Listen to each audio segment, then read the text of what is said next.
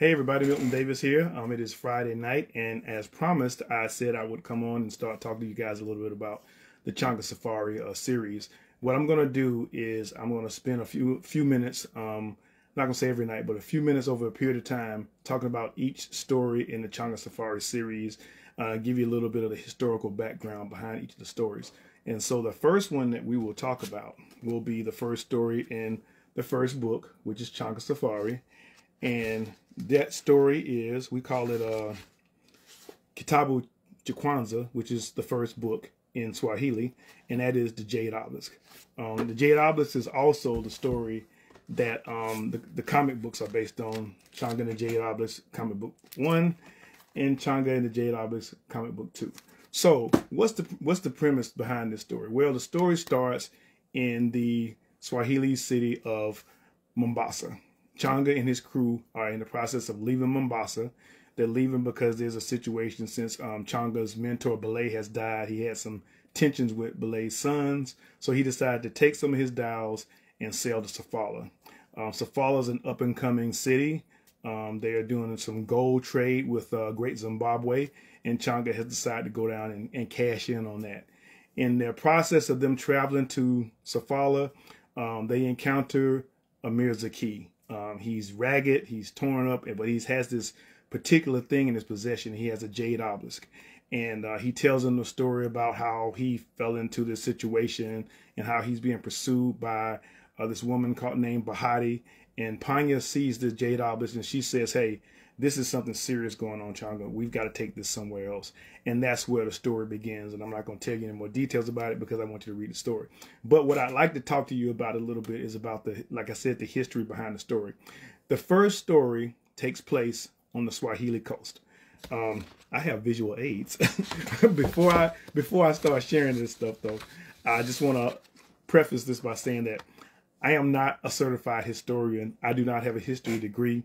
I'm just a person that really likes history and did a lot of research on my own to get the background on this stuff. So feel free to question anything I say because I know that over a period of time, I learned more things about Swahili culture after I wrote Changa Safari that I wish I had known before. So if there's anything you can add or something like that, please feel free to do it. I mean, whatever we can increase everybody's knowledge, the better. The Swahili coast is the East African coast here. And you can see this here, and you've seen some of the city names and stuff like that on the area. And this was basically a territory that developed over thousands of years. There's always been some connection between East Africa and the rest of Asia. Long time ago in Kemet, was other places people you know as Egypt, there was a city that they call Punt. And there's not a lot of details about Punt, but Punt was a place that Kemet got in contact with or communicated with, and they had contacts to the east. You had other kingdoms that popped up over a period of time, and one of the main things about these kingdoms on that coast was that they had this connection to Asia, and this is where the spice trade was going on. People were trading with these African cities from what they could get from the interior, stuff like ivory and different things like that, and that was happening. And this trade has been going for a long time. So the development of the Swahili cities were just a part of that process. Swahili is a language that has a combination of Arabic and Bantu culture. It's a culture that kind of takes a little bit from each of them to come up with its own unique thing.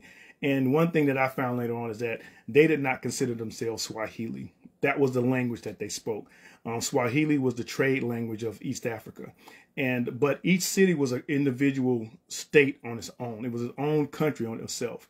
And you had a bunch of different ones. You had Mogadishu. Well, let me step back. I'm not going to say Mogadishu because Mogadishu was actually part of Somali culture and it was different. But when you get down to like Mombasa, Zanzibar, Kilwa, Pemba, cities like that, all these cities were basically Swahili cities where the Swahili language was the main language. And you had this amalgamation, this mixture of traditional African and traditional Arabic culture. To show you one of the things that drove this whole engine is because of the monsoon winds. Here's another little diagram here. The monsoon winds would blow in different directions at certain times of the year. And that's how the sailors or the merchants from each part of this world would use. You know, when they were blowing toward the east, that's when everybody would get on their ships, load up, and they would sail to the east.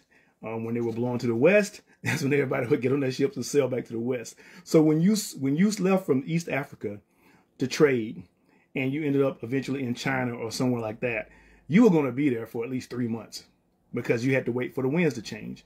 And during that time, you would set up camp. You would start trading merchandise and stuff like that. So it was a long-term type thing. So we're talking about a journey or a transaction that would take 6 months or maybe even a year. And so, you know, so you had a lot of engagement between these cultures, and they knew a lot about each other. As one of the reasons why eventually you had Zheng He travel to East Africa, but that's another story I'll talk to you about in the second story. The people of Swahili culture, like I said, there was amalgamation between African and Arabic culture. And I actually had an artist, Stanley Weaver Jr., do an illustration of Changa in traditional Swahili clothing. And that's this illustration here. One of the things you will notice that he has, you can see a hilt popping up there. That's called a jambia. And a jambia is a dagger that a lot of Swahili men would wear as part of their clothing and stuff, and it's stuck inside their sash. That's all. Jambias were also worn by Arabic people from Yemen and from the Omani culture as well. So again, there was a couple of that was that exchange of culture from them being in such proximity to each other and having this constant trade that, like I said, it had been going on for centuries.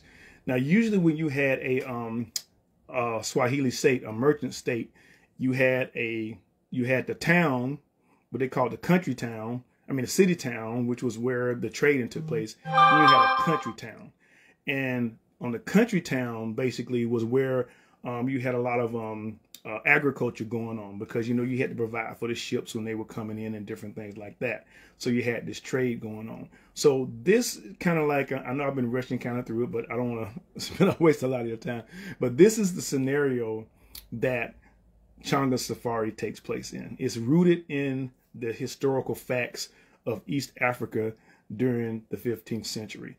And the reason I chose it, that was one of the reasons why I chose to that part of Africa to tell Changa's story and to write a sword and soul type story, because I wanted to show that international connection between East Africa and the rest of the world. Also, the 15th century was a very unique time on the African continent. You had so much going on. You had the city-states on East Africa. You had the Songhai Empire. You had Kanem Bornu along the Sahel. You had the Congo kingdoms going. You had the Oyo city-states. It was such a vibrant time. And so it's just like the perfect time to pick to tell a story. So that is, that's it basically. That's the background for the Jade Obelisk. Next time I will be talking about book 2 from the series. And let me look that up for you right here. Gonna take me a minute, because in these first books, for some reasons, I did not. Where is it at? Where is it? Here it is. Book 2 is Kitabo Chipili, which is a certain spice, and I will talk to you about that a little bit. It'll take us a little further to the east as far as Changa's journeys, and we can talk a little bit about the history of the regions that he was in during that time, and a background on what was going on then. So. Hope you guys enjoyed this little quick speech. I will put links in after I sign off, so you can check the book out. As far as the maps are concerned, all you have to do is go on Google and put Swahili Coast, and you'll get so many different maps that are showing you the area. It'll show you the different cities. It will actually show you the trade routes that people sailed during that time. One thing I forgot to talk about too is that if you notice, you see a lot of landfalls, and that was because of the fact that you could only sail so far with what you had in storage on your ship. So you had to schedule these landfalls and kind of work your way eventually over east, in the same way you was going back west. And every time you landed, there was an opportunity to trade, to get items from other people's cities or their countries and stuff, to trade when you got home.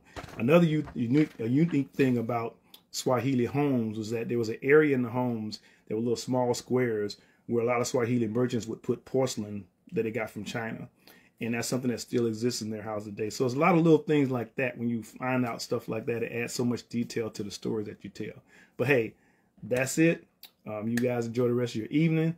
And next time I will be back and we will be talking about a certain spice. Take care. Peace.